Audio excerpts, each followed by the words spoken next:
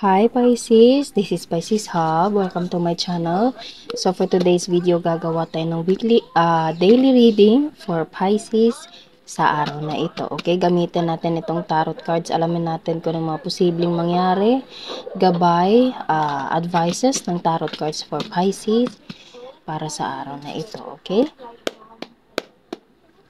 Reminder lang Pisces na ito ay general reading po. So, pwede pong mag-resonate, pwede pong hindi, okay? And kung meron po kayo naririnig na mga background noises Pisces, pasensya na po. Okay? And, ang ating daily reading Pisces ay always pong timeless. So, kahit anong araw, buwan o taon mo ito napanood, basta mag-resonate po sa sitwasyon nyo, take nyo lang. And ang mga gender po ay welcome po sa ating channel and sa ating reading. Babae, lalaki, LGBT ay pwede pong mag-resonate sa feminine or masculine. Wala po tayong gender specific, okay? So,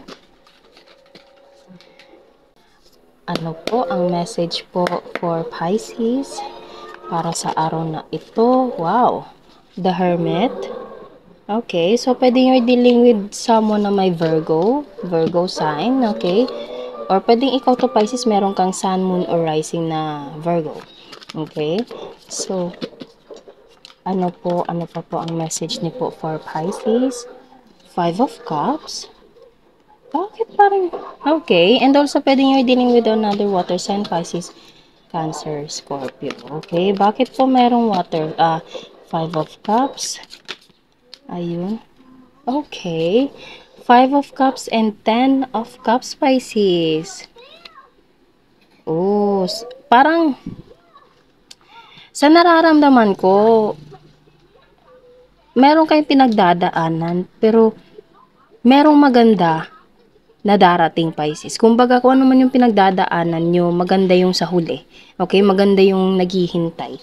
Ganun, okay? Kasi 5 and 10. Okay? Parang dinoble itong 5 na ito na kung saan nagkaroon ng 10 of Cups, which is isa sa mga paborito kong cards, Pisces. 10 of Cups.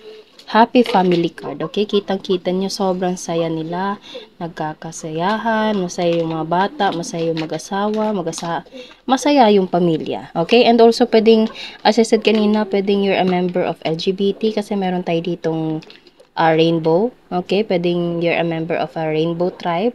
Pero kung hindi naman, it's okay po. Pwedeng meron ka ng sariling pamilya or pwedeng this person is parang gustong magkapamilya sa'yo, okay? Gusto niya magkaroon ng pamilya kasama ka. Pwede pong ganun, okay? Wow. So, ano pa po ang message po for Pisces sa araw na ito? Ayun, the World and Knight of Cups. Wow, so you are destined to be together, Pisces. Sa nararamdaman ko, parang merong something na nagkaroon ng pwedeng pagsisisi kasi meron tayo ditong 5 of Cups, okay? Bottom of the deck is the Empress. This person sees you, the Empress energy, Pisces, okay? This person, or kung ikaw naman tong masculine, nakikita mo itong taong dinidil mo, Pisces, na ito yung taong gusto mong makasama, ito yung taong gusto mong maging nanay, maging alam mo yun, yung parang maging kasama sa buhay na kung saan kasama mo habang buhay, kasama mo magkaroon ng pamilya, kasama mo magkaroon ng anak. So, sa nakikita nyo, the Empress card, this card represents as a motherly energy. So, nakikita nyo, meron tayo ditong family card and meron tayo ditong the Empress. So, this person sees you someone of feminine energy, which is gusto niya magkaroon ng pamilya, gusto niya magkaroon ng anak kayong dalawa, okay? Or kung ikaw naman to si masculine, you're dealing with someone of feminine energy na ito yung masasabi mong this is the one, this is my soulmate, ito na, siya na yung gusto kong magkaroon ng pamilya, okay? Ganun yung iniisip ng taong dinidil mo, Pisces, or pwedeng ikaw yung nag-iisip sa taong to, okay? Pwede meron kayong pinagdaanan kasi after the Hermit card, meron tayo ditong 5 of Cups, okay?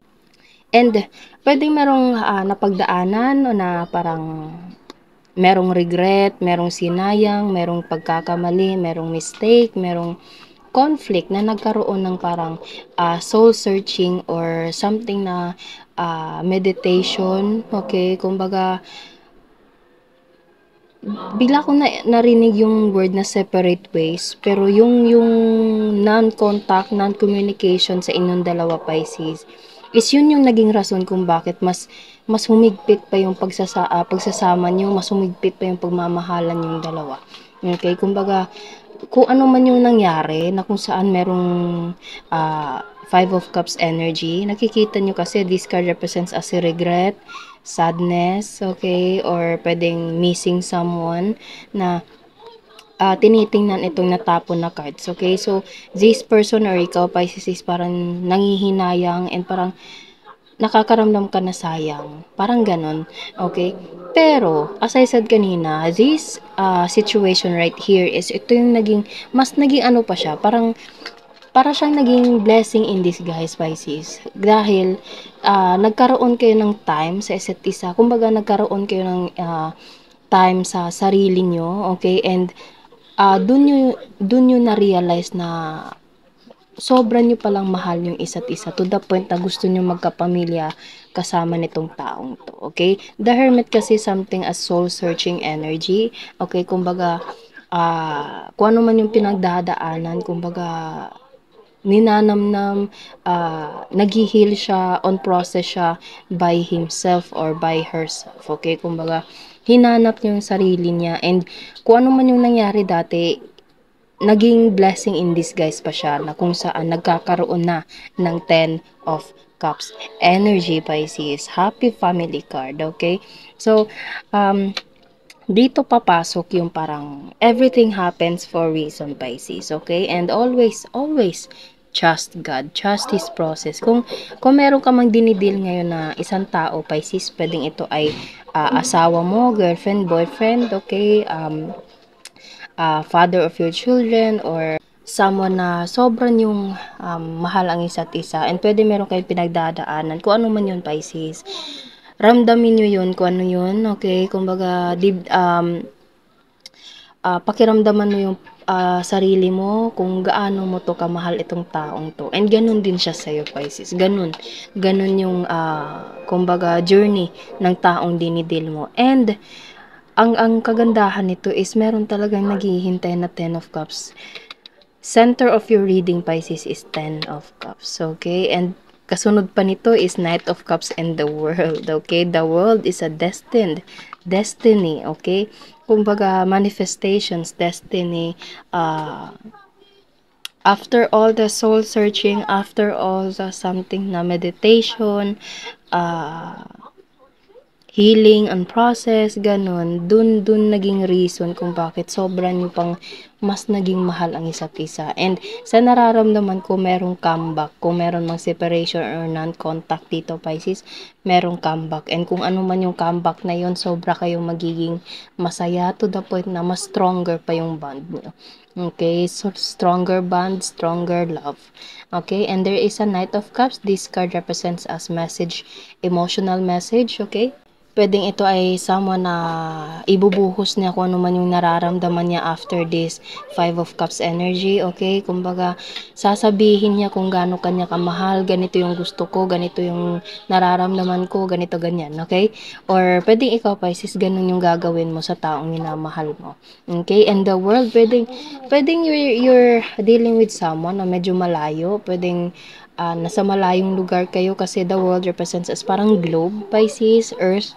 So, pwede magkaiba kayong lugar, magkaibang bansa, pwede din, okay? Kung hindi naman, this card also represents, as I said kanina, destiny, okay?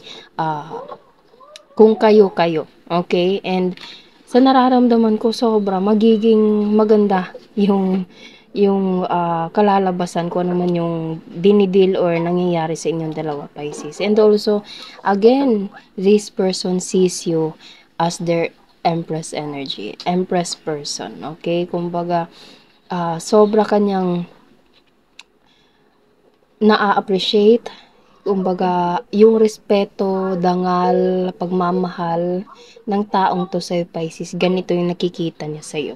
Okay, the Empress, motherly energy. Okay, so, wow. Congratulations, punong-puno ng pagmamahalan dito, Pisces. Okay, punong-puno ng pagmamahalan sa inyong dalawa. And merong big possibility na kayo ang magkakatuluyan hanggang sa huli, Pisces. Okay? So, wow. Kuha tayo ng mga initials, random words kung sino or ano po yung mga konektado sa reading natin ngayon.